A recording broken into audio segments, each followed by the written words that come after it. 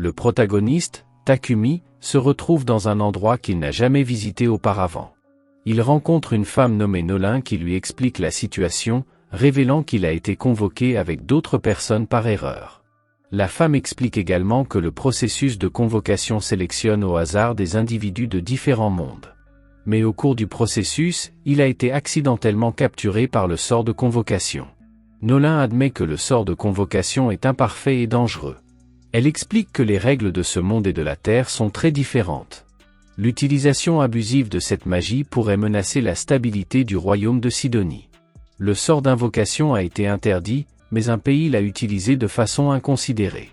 Takumi demande si d'autres personnes ont également été convoquées, mais Nolin explique qu'elles ont été envoyées au bon endroit, conformément au sort, car leur sélection était légitime. Réalisant qu'il s'agissait d'une erreur, Takumi demande alors à ce qu'on le renvoie d'où il vient. Nolin lui répond qu'elle ne peut pas le faire. Elle explique que le processus ne peut être inversé, car son corps physique n'existe plus pour abriter son âme. Elle explique que son corps a subi des dommages irréparables au cours du processus d'invocation. Takumi, frustré, dit à Nolin que ses excuses sont inacceptables. Takumi demande ce qu'il doit faire de sa vie maintenant. Nolin lui explique qu'il peut s'adapter à sa nouvelle existence et finir ses jours dans la cité de Midjar. Takumi demande s'il est possible qu'il soit convoqué dans la ville sainte de Sidonia. Nolin répond que c'est possible, mais elle l'avertit que la vie à Sidonia n'est pas adaptée à quelqu'un qui a été convoqué par erreur. La déesse lui propose une solution et suggère de l'envoyer dans un nouvel endroit, en lui donnant un nouveau corps et en lui accordant sa bénédiction. Takumi est intrigué et demande quel genre de bénédiction. Nolin lui explique qu'il s'agit de bénédictions similaires à celles que l'on trouve dans les jeux vidéo et les animes. Elle suggère de l'envoyer dans un monde qui ressemble à celui d'où il vient. Nolin lui dit de prononcer le mot « statue » s'il veut continuer. Takumi prononce le mot à contre-cœur et un écran apparaît devant lui, affichant son nom, sa profession et son âge. Il remarque que sa profession n'est pas renseignée et dit à la déesse qu'il veut que son ancien travail soit listé. Nolin rejette l'importance de son passé et lui explique que le monde dans lequel il sera envoyé n'a pas de profession conventionnelle. Elle lui montre alors une liste de métiers parmi lesquels il peut choisir, y compris des rôles de guerrier et même de spécialiste en chimie, ainsi que d'autres professions uniques. Takumi lui dit qu'il ne veut pas se battre et qu'il préfère le travail manuel. Nolin lui propose de lui donner un sort utile pour l'aider dans son travail. Elle crée alors une pierre, souffle dessus jusqu'à ce qu'elle devienne solide et la place dans la bouche de Takumi. La déesse lui souhaite une nouvelle vie heureuse. Peu après, Takumi se réveille sur le sol, désorienté. Il remarque que son apparence a complètement changé et, intrigué, ouvre le sac qu'il porte, y trouvant des pièces de monnaie, de la nourriture et un couteau. Takumi pense que révéler qu'il a reçu une bénédiction de la déesse pourrait causer des problèmes et décide de garder le secret. Il décide d'utiliser la magie de la terre pour lancer des pierres sur les arbres. Enthousiasmé par ses capacités, Takumi continue son exploration et tombe sur un morceau de bois rare qu'il évalue grâce à ses sens améliorés et dont il découvre qu'il s'agit d'un matériau précieux qui peut être transformé en lance. Takumi trouve également de nombreuses plantes pour créer des toxines et des propriétés médicinales, mais il a du mal à les stocker et se souvient de la possibilité d'utiliser son entrepôt privé. Soudain, une jeune fille effrayée court vers lui et lui explique qu'elle est poursuivie par un monstre.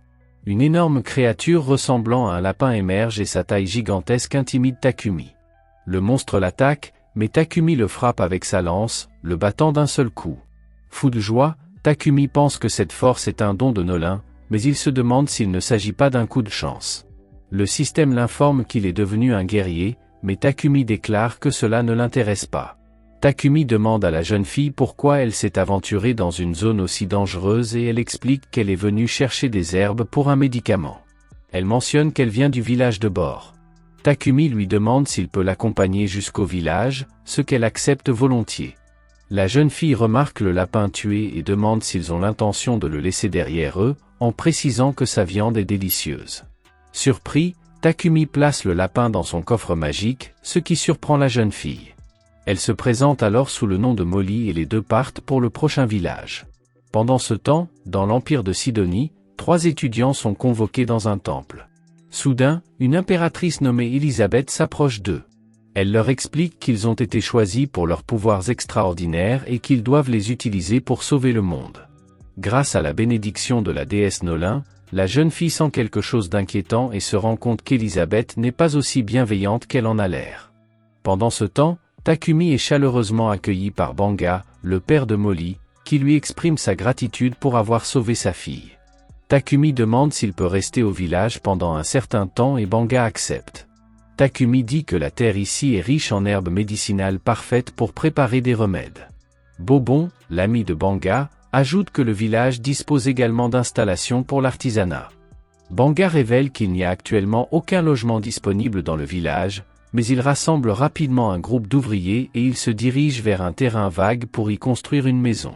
Takumi commence à utiliser sa magie pour préparer le terrain à la construction et tout le monde est stupéfait de voir qu'il crée des fondations solides, mais l'effort laisse le garçon fatigué d'avoir trop utilisé son mana. Takumi réfléchit à sa nouvelle vie et constate qu'il a de la chance d'avoir des talents de charpentier et de forgeron qui l'aident à meubler sa nouvelle maison. Cependant, il décide qu'il est temps de changer de profession et souhaite devenir chimiste et forgeron. Avec beaucoup de cuivre et de fer à sa disposition, Takumi utilise sa magie et parvient à transformer le fer brut en lingots de métal solide sans avoir besoin d'un four. Pendant ce temps, Molly va voir Takumi et frappe à sa porte. N'obtenant pas de réponse, elle ouvre la porte et trouve Takumi effondré sur le sol. Takumi reprend conscience et explique qu'il s'est surmené, qu'il a utilisé trop de magie et qu'il s'est senti nauséeux. Banga donne à Takumi une boisson énergétique pour restaurer son mana. Il se sent alors rajeuni et reprend son travail en créant divers lingots et même des articles ménagers tels que des ustensiles et d'autres outils. Plus tard, il rejoint Bobon pour créer des armes et utilise sa magie du feu pour forger une nouvelle pièce.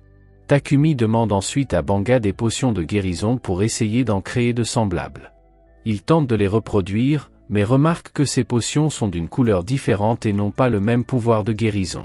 Déterminé à se perfectionner, Takumi s'aventure dans la forêt et commence à goûter diverses herbes. Malheureusement, l'une d'entre elles s'avère être toxique et lui donne de graves nausées. Alors qu'il se remet de ses émotions, une énorme créature, le sanglier cuirassé, apparaît derrière lui. Saisissant fermement sa lance, Takumi se prépare à se défendre.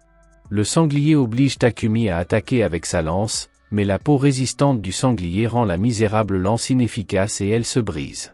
Takumi tente alors d'utiliser sa magie de la terre en lançant des pierres sur le sanglier, mais la créature reste impassible. Il essaie d'utiliser la magie du vent, mais cela n'a aucun effet non plus. Alors que Takumi est à court d'options, il entend un léger murmure derrière lui et se retourne, voyant une grande araignée venimeuse blessée. Ne sachant pas comment procéder, Takumi essaie de se concentrer, et avant que le sanglier ne puisse le frapper, l'araignée intervient, créant une barrière de toile qui dévie le sanglier de sa trajectoire. Bien que la toile les ralentit, le sanglier se prépare à une nouvelle attaque. Takumi se souvient soudain de ses compétences en alchimie. Lorsque le sanglier attaque à nouveau, Takumi utilise ses compétences pour s'élever dans les airs et lance une puissante attaque à la tête du sanglier, le tuant pour de bon. Peu après, l'araignée devient docile et semble former un lien avec Takumi, le suivant partout et l'acceptant comme maître. Takumi décide d'appeler l'araignée Maple et la renforce en réparant sa patte endommagée, gagnant ainsi la loyauté et l'affection de la petite araignée. Pendant ce temps, au village, la nouvelle de la victoire de Takumi sur le sanglier cuirassé se répand rapidement. Banga, surpris, dit qu'il n'a jamais entendu parler de quelqu'un qui aurait apprivoisé des insectes auparavant, mais il semble que Takumi ait réussi. Takumi demande quelle est la ville la plus proche, et Banga répond qu'il s'agit de la ville de Bolton, mais qu'elle est assez éloignée.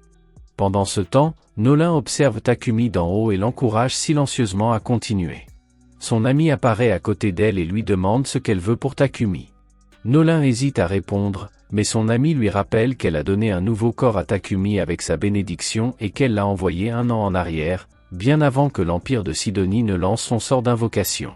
Cette déesse a sûrement quelque chose en tête pour notre Takumi. Voici le premier épisode de ce nouvel anime. Si vous voulez connaître le destin de Takumi et de la déesse Nolin, abonnez-vous à la chaîne et commentez cette vidéo. À la prochaine!